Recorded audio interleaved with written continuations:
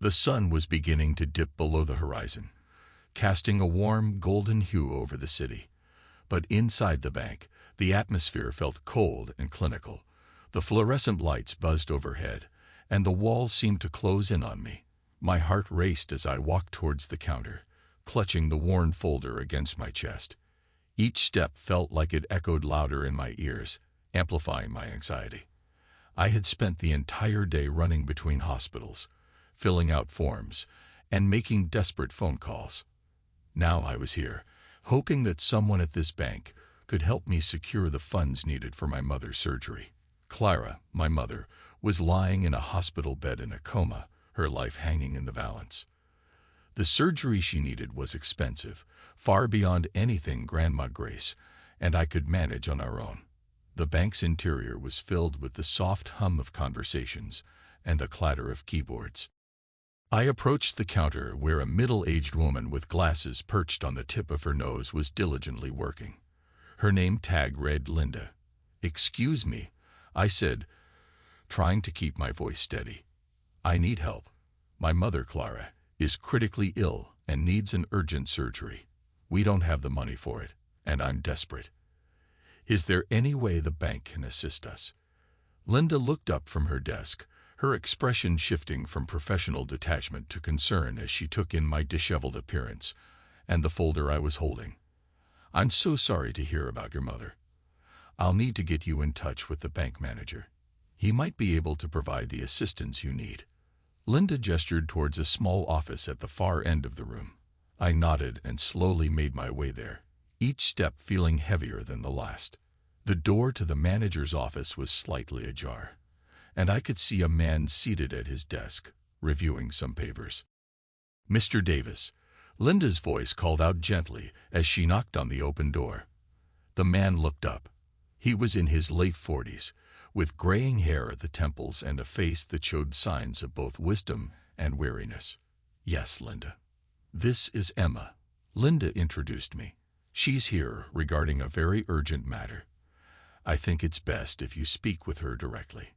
David, the bank manager, gave me a nod and motioned for me to come in. I took a deep breath and stepped inside, feeling the weight of the folder in my hands. David's gaze was kind but serious as he took in my appearance. "Emma, please have a seat," David said, gesturing to a chair in front of his desk.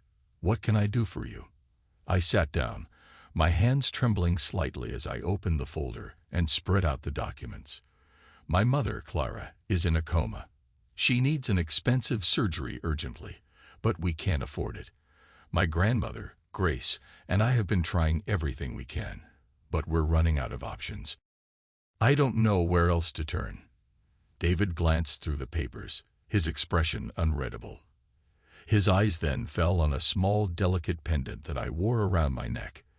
It was a locket that had belonged to my mother. "Where did you get this?" David asked, his voice unexpectedly gentle. "This locket, my mother gave it to me before she fell ill." "Why?" I asked, puzzled by his reaction. David's face went pale as he studied the locket more closely. This locket. I used to know Clara. We were close a long time ago." I watched as a mixture of recognition and sadness washed over David's face. He set the pendant down gently on his desk and looked at me with a deep, troubled expression. "Emma, I had no idea. Clara was an important person in my life once." His voice faltered, and I could see the internal struggle on his face. "I'm so sorry for what you're going through. I can't imagine how hard this must be for you." Tears welled up in my eyes as I realized that David's connection to my mother went beyond just professional. "Can you help us?" I asked, my voice breaking. "Please, anything you can do." David took a deep breath and nodded slowly. "Let me see what I can do. I'll review your documents and find a way to assist you." As David began making calls and arranging the necessary paperwork, I felt a glimmer of hope amidst the overwhelming fear. I looked at him with gratitude, knowing that our situation was dire, but also realizing that, in this moment, we had a chance. This chapter sets the stage for David's emotional journey, and the connection between him and Clara, leading to the pivotal moments in the following chapters. The following morning, the bank was quieter, a stark contrast to the chaos of the previous day. I sat in the lobby, waiting for David to return with an update. My hands were still trembling from the previous day's stress, but I clung to the hope that something would come through. David emerged from his office, looking more composed than he had the day before. He approached me with a warm, reassuring smile. "Emma, I've reviewed your documents, and I'm working on a solution. There's something I'd like to discuss with you." We walked into a small meeting room off to the side, where David gestured for me to sit. He sat across from me, his expression thoughtful. "I've been reflecting on our conversation," David began, his tone more personal than before, "and I can't shake off the feeling that there's something familiar about your situation." I looked at him curiously. "What do you mean?" David paused, as if choosing his words carefully. "There's a detail from yesterday that's been on my mind. The locket you're wearing." I nodded. "Yes, it belonged to my mother." David leaned forward slightly, his eyes searching mine. "This might sound strange, but that locket, it's a piece of jewelry I gave Clara a long time ago. It was a gift from me to her." I was taken aback. "You knew my mother?" David nodded, his gaze distant. "Yes, we were close once. We lost touch many years ago, but I remember that locket. Clara always cherished it." A silence fell between us. The revelation left me stunned, and I could see the depth of David's emotions reflected in his eyes. "David, I never knew she had such a connection with you," I said softly. "I had no idea." David sighed, rubbing his temples as if trying to clear his thoughts. "Clara and I had a complicated past. We went through a lot together, but life took us in different directions." Seeing that locket brought back a flood of memories. He looked at me with a mixture of regret and resolve. "When I saw that locket, I realized I couldn't just stand by. Clara was important to me, and so is her family. I want to help." I felt a rush of relief and gratitude. "Thank you, David. We don't have many options left. Every moment counts." David nodded. "I'll do everything I can. I'm going to liquidate some of my assets to cover the cost of the surgery. It won't be easy, but it's the least I can do." I was overwhelmed by his generosity. "Are you sure? I don't want to impose or make things difficult for you." David shook his head. "No, Emma. It's not an imposition. I've been carrying the weight of my decisions for years. Helping Clara is something I need to do, both for her and for myself." As we talked, the door to the meeting room opened, and a middle-aged man with a graying beard walked in. His presence was commanding, and he looked at David with a mix of curiosity and respect. "David, is everything okay?" the man asked. David glanced at me and then back at the newcomer. "Frank, this is Emma. We were just discussing a sensitive matter." Frank extended his hand to me. "Nice to meet you, Emma. I'm Frank, David's colleague." "Nice to meet you, Frank," I replied, shaking his hand. David turned to Frank, a serious look on his face. "Frank, I need your help with something. Emma's mother, Clara, is in urgent need of surgery. I'm arranging the funds, but I need your assistance to expedite the process and handle some of the logistical details." Frank nodded, his expression sympathetic. "Of course, David. I'll get right on it." As Frank left the room to start working on the arrangements, David turned back to me with a reassuring smile. "We'll get this sorted out. It may take a bit of time, but I promise we'll do everything possible to get Clara the help she needs." I felt a wave of gratitude and hope wash over me. "Thank you, David. You don't know how much this means to me and my grandmother." David's expression softened, and he placed a comforting hand on mine. "It's the least I can do. Let's focus on getting your mother the care she needs. We'll make sure everything is taken care of." As I left the bank that day, I felt a sense of cautious optimism. The road ahead was still uncertain, but David's recognition of my mother and his willingness to help provided a glimmer of hope in the midst of our crisis. This chapter deepens David's personal connection to Clara and sets the stage for his commitment to helping Emma and her family, highlighting the emotional weight of his past and the impact of his decision. The days following David's revelation were a whirlwind of activity. With the weight of his past driving him, David threw himself into ensuring Clara's surgery could happen as quickly as possible. His dedication was evident in every action he took, and Emma, though still fraught with worry, found a glimmer of hope in the midst of the turmoil. David's office became a hub of frenetic activity. Early one morning, I walked into the bank with a mixture of trepidation and hope. David met me at the entrance, his face set with determination. "Emma, I've made some progress," David said, guiding me to a small meeting room. "I need to update you on what we've arranged." Once seated, David laid out a series of documents and financial statements on the table. His usually composed demeanor was replaced by a visible urgency. "I've decided to liquidate some of my investments and sell my car," David explained. "It's not an easy decision, but it's necessary to ensure we have the funds needed for Clara's surgery." I stared at him, overwhelmed by his sacrifice. "David, are you sure? This sounds like a big deal. You're giving up a lot." David nodded, a mix of resolve and vulnerability in his eyes. "It is a big deal. But seeing that locket, remembering Clara, it's made me realize how much I owe her. I need to make this right." His determination struck me deeply. "I don't know how to thank you enough. This means everything to us."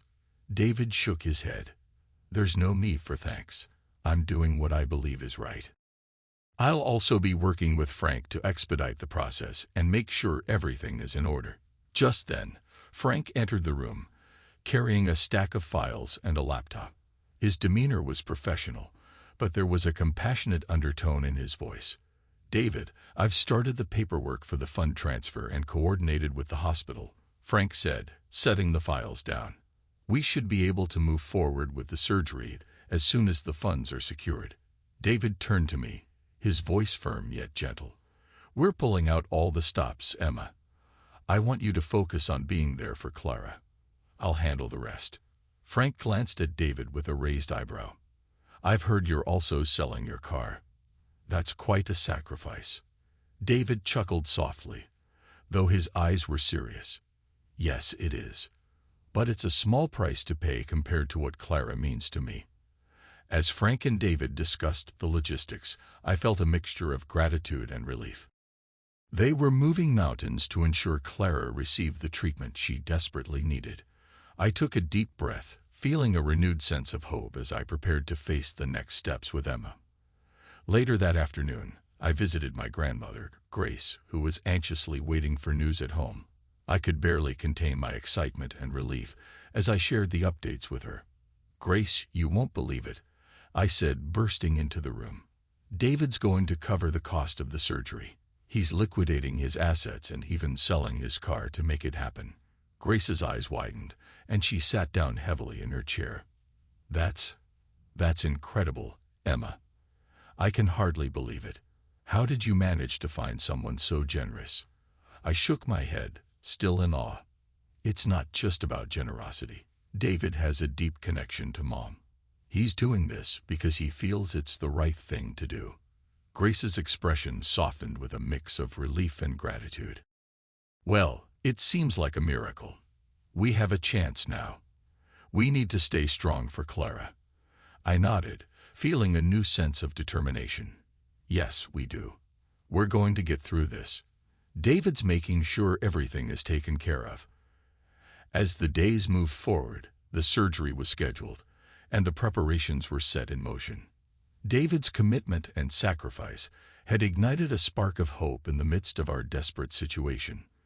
The road ahead was still challenging, but with David's help and the support of my grandmother, we faced the future with cautious optimism, ready to fight for Clara's recovery. In this chapter, David's decisive actions and sacrifices highlight his commitment to helping Clara. The dialogue between David, Frank, and Emma underscores the emotional and logistical complexities involved in their efforts to secure the surgery, setting the stage for the upcoming challenges and emotional moments. The morning of Clara's surgery dawned with a mix of anxiety and hope. The hospital was a sterile, bustling place, filled with the sounds of beeping machines and hurried footsteps. Emma and Grace arrived early, their faces etched with worry, but also with a glimmer of optimism thanks to David's unwavering support. Emma and Grace waited in the hospital's sterile waiting room. The space was filled with muted colors and the soft hum of fluorescent lights. The room was nearly empty, save for a few scattered magazines and a couple of other families in various states of anxiety. David arrived, carrying a large coffee for Emma and Grace. His face was weary but determined. He set the coffee down on the table and sat beside them. "Morning," David said, his voice calm despite the evident tension. "How are you holding up?" Emma looked up, her eyes tired but hopeful. "We're doing okay.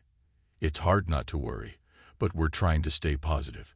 Grace offered a weak smile, her hands clasped tightly in her lap. "It's been a long night." "We're grateful for everything you've done, David." David nodded, taking a seat and leaning forward. "It's the least I could do. I want to be here for you both." The three of them sat in silence for a moment, the weight of the situation pressing down on them. Emma glanced at the clock, her anxiety rising with each passing minute. David noticed her distress and reached out to her. "Emma, try to stay calm. Clara's in good hands. The doctors are highly skilled, and we're doing everything possible for her." Emma nodded, squeezing David's hand. "Thank you. It means a lot to us. We've been so overwhelmed, and your support has been a beacon of hope." Hours felt like days as they waited. The clock seemed to tick slowly, each minute dragging on. Occasionally, a nurse would come in, providing updates that were brief but reassuring. Finally, a doctor in scrubs approached the waiting area, his face serious but softened by a kind smile. Emma's heart skipped a beat.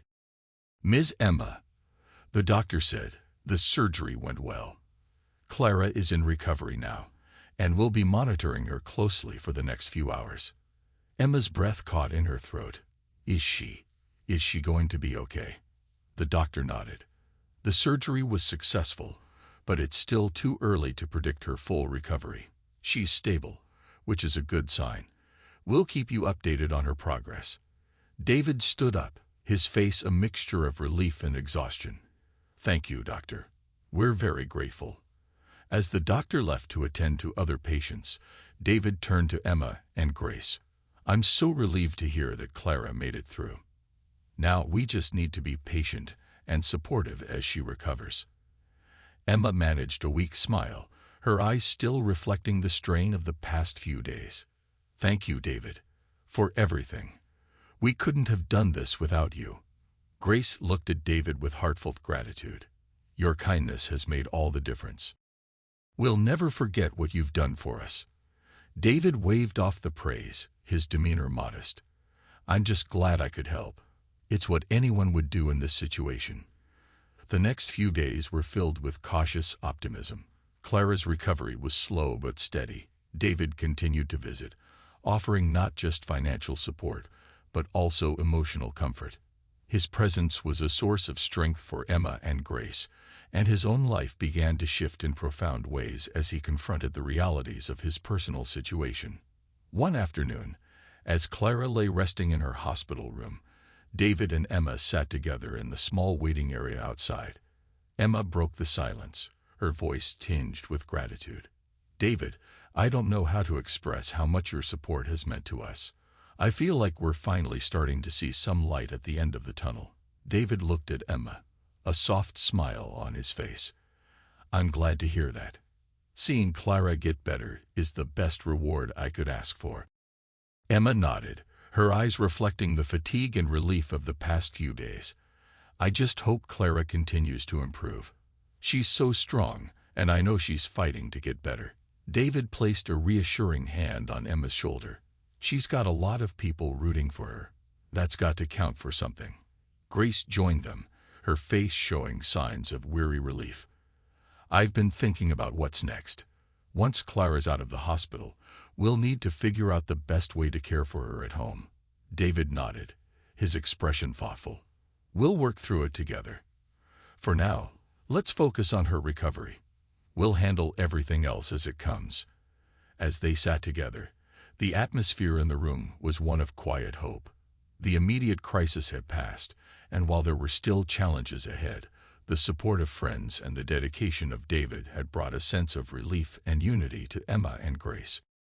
Their journey was far from over, but the bonds forged in this time of need would prove to be a source of strength as they moved forward. In this chapter, the emotional and practical aspects of Clara's surgery and recovery are explored. The dialogue between David, Emma, and Grace highlights the impact of David's support and the challenges they faced during Clara's recovery. The chapter sets the stage for further personal changes and developments in their lives. The weeks following Clara's surgery were a blur of recovery and adjustment. Emma and Grace focused on Clara's rehabilitation, while David continued to provide support, both emotionally and financially. However, as Clara's health improved, David found himself facing a personal crisis of his own. David's home life had always been a source of stress. His marriage to Laura had long been strained, a fact that had only become more glaringly apparent in the wake of his recent efforts to help Clara. The emotional weight of the situation had forced David to confront his own unhappiness and the deep-seated issues in his marriage. One evening, David sat in his dimly lit living room, staring at the framed photos of his family that lined the shelves. His thoughts were interrupted by the sound of the front door opening. Laura entered, looking tired but determined. She had been distant lately, and their interactions had become more routine than meaningful. "Evening, Laura," David said, trying to keep his voice neutral as he set aside a stack of paperwork. "How was your day?" Laura dropped her purse on the table and sat down across from David. "Busy, as usual." "I see you've been working late again." David nodded. "Yeah, a lot has been going on. But I need to talk to you about something important." Laura looked up, her expression shifting to one of curiosity mixed with concern. "What's it about?" David took a deep breath, gathering his thoughts. "It's about us. About our marriage. The truth is, the recent events have made me realize how unhappy I am with the way things have been." Laura's eyes widened slightly, and she leaned forward. "Are you saying you want a divorce?" David nodded slowly, feeling a lump in his throat. "Yes, I've been thinking about it for a while now. We've both changed, and I don't think we're moving in the same direction anymore. It's not fair to either of us to keep pretending that everything is okay." Laura's face showed a mix of shock and resignation. She sat back, her hands clasped tightly. "I see. I suppose I've been feeling the same way. We've drifted apart, and it's been hard to ignore." David reached out, touching her hand gently. "I didn't want to hurt you, Laura. I just think it's time for us to face the truth. Maybe this is the best thing for both of us." Laura's eyes were filled with a mix of sadness and acceptance. "I suppose you're right. We've been living in a state of pretense for too long. It's time to make a change." The conversation was heavy but necessary. As they discussed the details of their separation, David felt a strange sense of relief. The decision to divorce was painful, but it also opened a door to new possibilities and personal growth. Meanwhile, David's commitment to Emma and Clara remained unwavering. His newfound clarity about his personal life allowed him to focus more on the positive aspects of his recent actions. He visited Emma and Grace regularly, offering support and help as Clara continued to recover at home. One afternoon, David arrived at Emma's house with a large bouquet of flowers and a box of homemade cookies. Emma greeted him with a warm smile, her eyes reflecting the genuine appreciation she felt. "Hi, David. These are beautiful," Emma said, accepting the flowers and cookies. "You didn't have to go through all this trouble." David smiled, his demeanor more relaxed and genuine than before. "I wanted to. It's a small token of appreciation for everything you and your grandmother have been through." "How's Clara doing today?"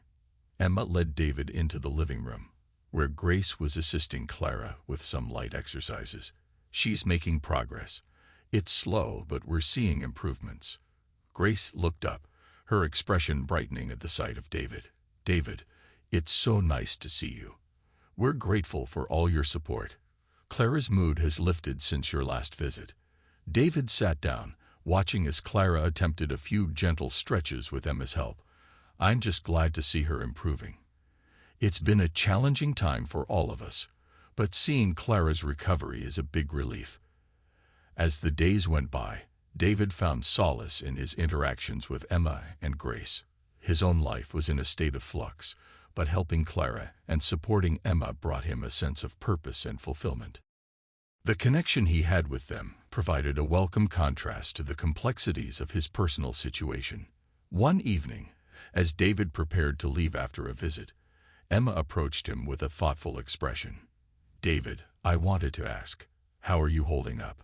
I know you've been going through a lot lately. David smiled softly, his eyes reflecting a sense of calm. I'm managing. It's been a difficult transition, but I feel like I'm on the path to something better.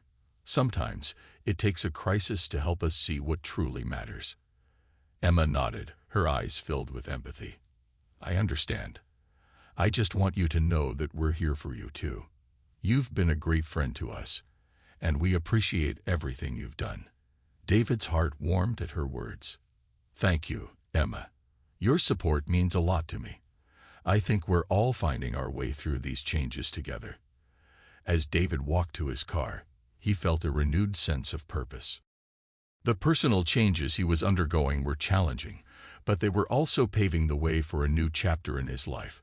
His involvement with Emma and Clara had become a source of strength and clarity, guiding him through a time of personal transformation and growth. In this chapter, the focus shifts to David's personal life and his decision to confront the issues in his marriage. The dialogue between David and Laura reveals the depth of their problems and the impact of David's recent experiences on his personal choices. David's continued support for Emma and Clara highlights the positive aspects of his journey through this challenging period. In the months following the divorce, David embraced a newfound sense of freedom and purpose. His decision to part ways with Laura had been painful, but it also marked the beginning of a transformative period in his life. With his personal issues behind him, David focused on rebuilding his life and deepening his relationships with Emma and Clara. Emma and Clara had settled into a routine of recovery and adjustment. Clara's health had improved significantly, and she was regaining her strength with each passing day. Emma, now more hopeful and confident, was making strides in her own life as well. The financial strain had eased somewhat, thanks to David's ongoing support and the community's generosity. One sunny Saturday morning, David drove over to Emma's house, carrying a box of freshly baked pastries. He had decided to host a small celebration to mark Clara's continued recovery and to show his appreciation for Emma and Grace's resilience. As David arrived, Emma and Grace were busy setting up the backyard for a small garden brunch. The scent of blooming flowers and freshly cut grass filled the air. Emma spotted David pulling into the driveway and waved excitedly. David, you're here, Emma called out, running to greet him. We're just getting everything ready. Thank you for bringing those pastries. David smiled as he handed over the box. I thought it would be a nice touch for the celebration. How's Clara doing today? Emma's face lit up with a mix of pride and relief. She's doing great. We're seeing improvements every day. She's even started helping with the garden. David followed Emma into the backyard, where Grace was arranging plates and utensils on a table. Grace looked up, her eyes filled with gratitude. David, it's wonderful to see you. Your support has meant the world to us, Grace said, her voice warm. David shook his head, his expression sincere. I'm just glad to be here and to see Clara getting better. It's been an honor to help. As they set up for the brunch, Clara joined them, her movements slower but steady. She greeted David with a heartfelt smile. David, it's so nice to see you. I'm feeling much better now, Clara said, her voice filled with genuine gratitude. David placed a hand on Clara's shoulder, giving it a gentle squeeze. I'm so happy to hear that. You've been incredibly strong through all of this. The garden brunch was a success, filled with laughter, delicious food, and heartfelt conversations. David, Emma, Clara, and Grace enjoyed each other's company, celebrating Clara's recovery and the bonds they had forged during this challenging time. Later that afternoon, as the guests began to leave, Emma and David found a quiet moment to talk. They sat on the edge of the garden, watching the sun set over the horizon. David, I wanted to thank you for everything, Emma said softly. Your support has made such a difference in our lives. I don't know how we would have managed without you. David looked at Emma, his eyes reflecting a mixture of relief and determination. Emma, you and Clara have shown incredible strength. Helping you has been one of the most rewarding experiences of my life. I feel like I've found a renewed sense of purpose through this journey. Emma nodded, a thoughtful expression on her face. I've been thinking a lot about our lives and how they've changed. I'm starting to pursue some new goals for myself. I want to make a difference, just like you did for us. David's eyes brightened with interest. What kind of goals are you thinking about? Emma smiled, her enthusiasm evident. I've always wanted to work in healthcare, and now I'm considering going back to school to become a nurse. It feels like the right time to take that step. David's face lit up with admiration. That sounds like a fantastic idea, Emma. I'm sure you'll make a great nurse. Your compassion and dedication are inspiring. Emma blushed slightly, her cheeks reddening. Thank you, David. Your encouragement means a lot to me. As the sun dipped below the horizon, David and Emma continued to talk, sharing their hopes and dreams for the future. The conversation marked a turning point for both of them. David was reminded of the positive impact he could make in the world, and Emma felt more determined than ever to pursue her aspirations. Back at his own home, David began making concrete plans for his future. He decided to volunteer at local charities and mentor young professionals, finding new ways to give back to the community. The process of rebuilding his life was both challenging and fulfilling, and he was eager to embrace the opportunities that lay ahead. One evening, as David reviewed his calendar and future commitments, his phone rang. It was Emma. Hi, David. I just wanted to let you know that I've enrolled in a nursing program, Emma said, her voice filled with excitement. David's face broke into a wide grin. That's fantastic news, Emma. I'm so proud of you. I'm sure you're going to excel in your studies. Emma's laughter was infectious. Thanks, David. I couldn't have done this without your support. I hope we can continue to stay in touch and share our progress. David nodded, feeling a sense of contentment. Absolutely. I'm looking forward to seeing all the great things you'll achieve. As David hung up the phone, he reflected on the journey he had been through. The challenges he had faced and the relationships he had built had reshaped his life in profound ways. He was more determined than ever to live a life of purpose and connection, and he was grateful for the opportunities that had come his way. In this chapter, the focus shifts to the rebuilding of David, Emma, and Clara's lives. The dialogues between David and Emma, as well as David and Grace, highlight the positive changes and the supportive relationships that have developed. Emma's decision to pursue a career in healthcare signifies a new beginning for her, and David's commitment to giving back demonstrates his personal growth. The chapter underscores themes of renewal, purpose, and the impact of meaningful connections. As the first leaves of autumn began to fall, David, Emma, and Clara embarked on the next chapter of their lives. Clara had fully recovered and was now focusing on enjoying life with renewed energy. Emma was settling into her nursing program, and David was finding new ways to channel his energy and skills into meaningful endeavors. One crisp Saturday morning, David found himself at the local community center, where he had decided to start volunteering. The center was hosting a fundraiser for various local causes, and David was helping out with organizing and setting up. The atmosphere was vibrant, filled with people from different walks of life coming together for a common purpose. Emma, who had completed her first semester of nursing school with commendable results, had taken a break from her studies to join David at the fundraiser. Clara, now fully recovered, had offered to help at the event as well. The three of them were excited to contribute to the community that had supported them throughout their journey. As David and Emma worked side by side setting up tables and arranging decorations, Emma broke the comfortable silence between them. "David, I'm really enjoying the volunteering work we're doing here," Emma said, her voice bright with enthusiasm. "It's amazing to see so many people coming together to support different causes."